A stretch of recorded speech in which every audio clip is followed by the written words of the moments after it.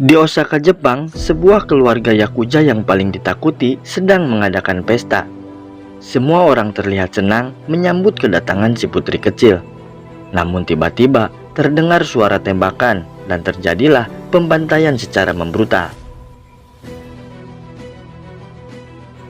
20 tahun kemudian di Brazil, seorang pria terbangun di rumah sakit Cideres tanpa ingatan. Lalu dia mencoba keluar, namun berhasil dihadang. Entah apa yang terjadi hingga dia memiliki luka tebasan di badan. Di waktu yang bersamaan, seorang wanita bernama Akemi dilatih bermain pedang oleh sang guru. Dia adalah seorang yatim yang dititipkan oleh kakeknya yang baru saja meninggal. Akemi selalu dilatih keras, hingga dia merasa ingin menyerah dan menghentikan latihan. Namun gurunya berkata bahwa kakeknya menyuruh membuat dirimu kuat dan tak terkalahkan. Sementara itu di Jepang, seorang Yakuza bernama Takeshi mendapat laporan tentang pengkhianatan yang dilakukan anak buahnya. Sebelum Takeshi membunuhnya, Yoshiaki mengatakan rahasia mengejutkan bahwa yang selama ini Takeshi rahasiakan telah diketahui bos besar. Pembunuh bayaran pun telah diutus oleh bos besar secara diam-diam. Mendengar itu, Takeshi sangat marah dan langsung mengeksekusi semua orang yang ada di ruangan.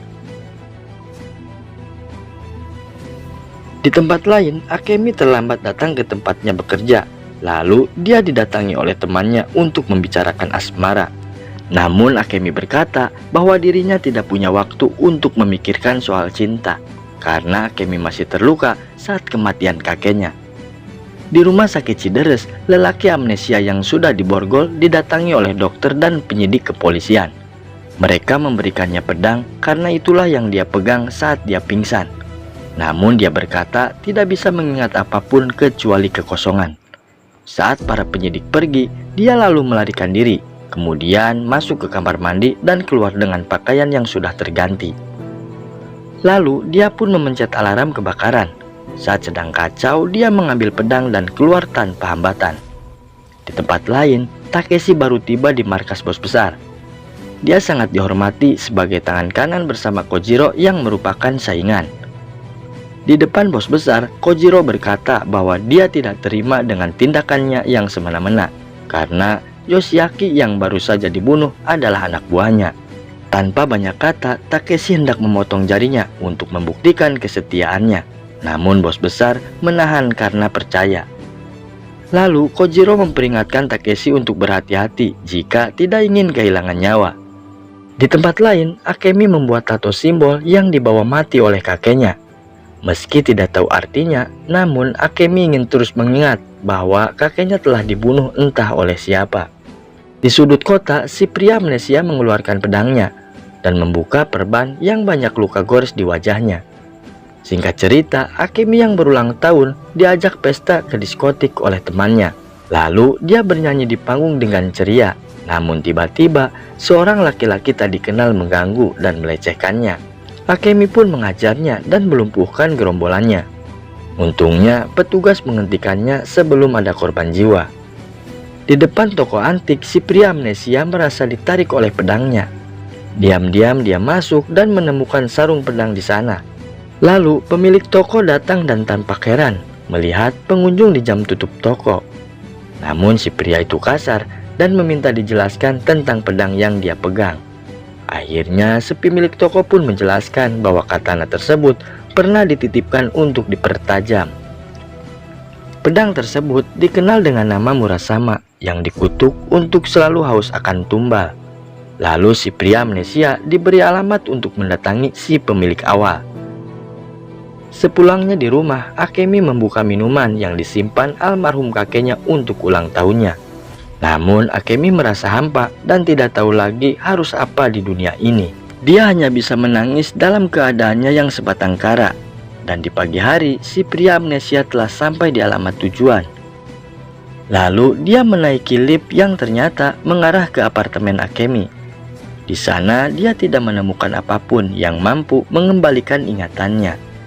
Di langit Brazil, pesawat Takeshi pun telah tiba. Dia pun memberikan kode kepada pengantar Yakuza. Di waktu yang sama, Akemi dikejar oleh para berandalan yang pernah dia hajar. Sayangnya, Akemi tertangkap dan dihajar mereka di apartemennya. Untung saja si pria amnesia masih di sana dan ikut melawan mereka. Namun dia ditembak dan jatuh tak berdaya. Akemi pun langsung memotong tangan si berandal dengan Murasama. Namun Takeshi datang sehingga keduanya pun kabur keluar.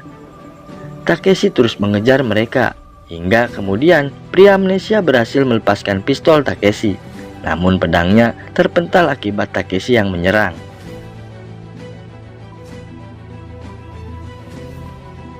Akhirnya mereka berdua mendorong Takeshi ke dalam lift dan mereka pun terbebaskan. Di dalam apartemennya, Akemi membersihkan luka pria amnesia. Mereka tidak saling mengenal, namun mereka saling terikat dengan pedang Murasama. Karena yang mereka cari tahu adalah masa lalu mereka yang masih kosong.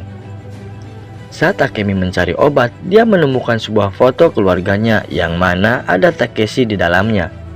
Akemi merasa heran, sehingga dia langsung bertanya kepada gurunya yang baru tiba. Namun sang guru menyuruh Akemi menanyakannya kepada si pemilik toko tempatnya bekerja. Sang guru pun berkata bahwa nyawa Akemi sekarang bergantung pada pedang Murasama. Lalu Akemi pergi untuk segera menemukan jawaban. Pria amnesia yang telah sadar diam-diam mengikuti Akemi. Saat sampai di sana, Ibu Sugahara sang pemilik toko berkata bahwa dia pernah berkomunikasi dengan kakek-kakeknya sebelum meninggal dunia. Yang tersisa hanyalah alamat yang entah menuju kemana. Merasa semakin penasaran, Akemi segera pergi menaiki kereta. Sementara di apartemen Akemi, para polisi sedang bertugas. Namun tiba-tiba mereka didatangi Kojiro yang rupanya sedang memburu target yang wajahnya telah ditemukan dalam sebuah foto. Akemi terkejut saat melihat pria amnesia berada di sampingnya. Dalam perjalanan, pria amnesia berkata bahwa dia tidak punya pilihan lain selain mengembalikan ingatannya dengan cara mengikuti pedang Murasama kemanapun membawanya. Singkat cerita, mereka telah sampai di perkampungan tua. Dua lelaki lansia menghadang dan mengusir mereka. Namun saat Akemi menunjukkan pedang Murasama, mereka diminta untuk mengikuti seorang nenek yang menyambutnya. Sedangkan si pria amnesia diminta menunggu dan ditemani kedua kakek yang ternyata seorang yakuza. Lalu Akemi dipertemukan dengan ketua di sana yang juga adalah teman kakeknya. Akemi pun menanyakan kakeknya dan Takeshi yang memburunya. Namun sang ketua berkata bahwa dalam dunia yakuza, kawan dan lawan bisa berubah secara tiba-tiba. Dia juga mengatakan Akemi harus bersiap karena perjalanannya baru dimulai dan akan panjang. Akemi lalu disuruh istirahat untuk menyambut seseorang saat malam tiba. Karena terlalu banyak minum, pria amnesia akhirnya mabuk, diseret ke dalam gudang dan dibiarkan sendirian. Nasibnya kini bergantung dengan seorang yang akan datang. Malam itu Akemi dibawa ke makam oleh si nenek. Dia kemudian ditinggal dan mencari tahu sendiri atas pertanyaan masa lalunya. Akemi lalu menemukan makam kakeknya yang memiliki kotak. Di sana terdapat potongan koran yang mengungkap bahwa ternyata Akemi adalah putri dari kelompok yakuza terbesar yang dulu dibantai. Di dalam gudang, pria amnesia itu sadar namun dia terkunci, sedangkan Akemi mengangkat pedang saat melihat seseorang datang. Rupanya itu adalah Takeshi yang tak menyerang. Melihat gerombolan orang datang, Takeshi menyuruh Akemi mencari tempat persembunyian.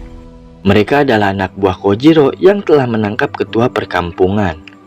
Lelaki amnesia pun telah menyaksikan bahwa semua orang telah meninggal. Akemi dan Takeshi berhasil melumpuhkan lawan tanpa suara. Namun banyaknya musuh memaksa Takeshi memakai pistolnya dan akhirnya baku tembak pun terjadi. Kojiro memaksa ketua untuk memberitahu di mana Akemi dan Takeshi berada. Namun ketua itu tidak mau bicara dan dia pun dipenggal seketika. Akemi dan Takeshi yang sedang kabur dihadang oleh tembakan. Namun pria amnesia datang dan mengalahkan lawan. Takeshi pun langsung membawa Akemi kabur ke dalam kegelapan. Di pagi hari, Takeshi menjelaskan bahwa dulu saat terjadi pembantaian Akemi berhasil disembunyikan. Takeshi lalu berpura-pura sumpah setia kepada sang pengkhianat yaitu bos besar. Keberadaan Akemi diketahui sehingga kakeknya Akemi dihabisi oleh pembunuh bayaran yang tidak lain adalah pria amnesia yang kini kehilangan ingatan. Namun tidak tahu kenapa, kini dia membela Akemi tanpa alasan. Mereka berdua melanjutkan perjalanan untuk terbang ke Jepang. Akemi harus pulang demi membangkitkan kelompoknya dari penindasan, yang mana satu-satunya jalan hanyalah berperang. Namun tanpa Takeshi sadari, Akemi diam-diam pergi. Rupanya Akemi pergi ke rumah gurunya yang telah meninggal. Pria amnesia yang datang membuat Akemi marah dan menyerangnya. Dia berusaha menghindar dan menjelaskan, namun Akemi tidak mau mendengar. Lalu Takeshi juga datang dan ingin menghabisi pria amnesia, namun Akemi mencegah dan mengampuninya. Setelah itu, Akemi dan Takeshi berangkat menuju landasan helikopter di lantai atas. Mereka dipandu oleh lelaki melewati ruangan yang penuh dosa. Namun ternyata para pembunuh bayaran telah menunggu dan menyerang seketika. Pertarungan pun terjadi di antara dua pihak secara membabi buta, hingga akhirnya Akemi dan Takeshi berhasil melumpuhkan mereka semua.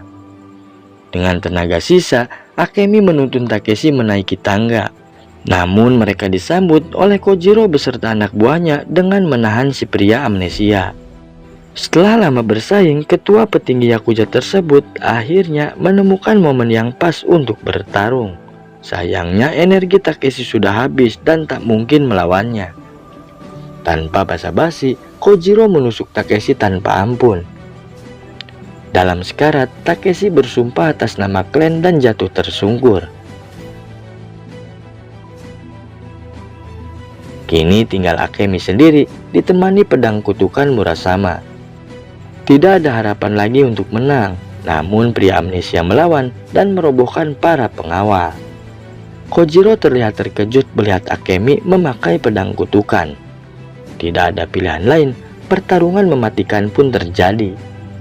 Akemi terkena tebasan dan membalas dengan penuh kecepatan. Kojiro yang sekarat pun langsung dipenggal tanpa ampun.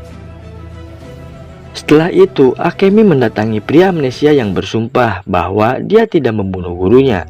Lantas Akemi berkata bahwa dia akan dipanggil Shiro sebagai nama barunya. Mereka pun dijemput oleh helikopter untuk menuju perang Yakuza terbesar. Tamat.